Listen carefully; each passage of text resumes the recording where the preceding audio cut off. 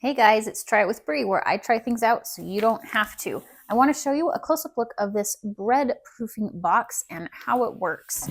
So we first off have a clear top so you can see your bread and see how risen it is without having to open it up and losing all of your heat, which is really nice. We do have a little temperature sensor back here to control the temperature, which is controlled by remote. They also include a wire rack to keep your bread up and elevated off of the heating elements. All of your heating elements are down here in the bottom. And one thing that is really nice about this is that it is completely collapsible.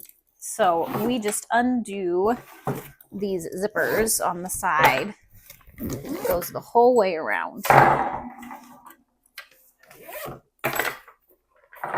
Undo your wire over here, and that's just a quick pop, and then we fold this whole thing up. So we fold this on the inside so it doesn't get scratched, fold, and then this whole thing folds over just like that. And then we have these two straps that come in and click into place. So all of a sudden you've got this whole thing connected nicely and it's folded down, so the storage is really good. You also can stick this wire rack in as well, and it still will buckle down. It does take a little more pressure, but it fits. So really easy to store this. So when you're not using it, it's not going to take up a ton of extra space. So let's set it back up and try it with some bread.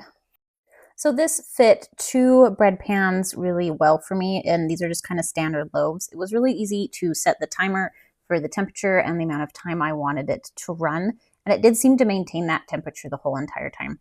I do live at elevation, so bread doesn't take too much to rise for me, but I also live in a colder area, so it was nice to have solid temperatures. This was a second proof, so it took about 30 minutes, but it did a really good job, and they both look very even. And I turned out with some really yummy, well-risen bread in the end.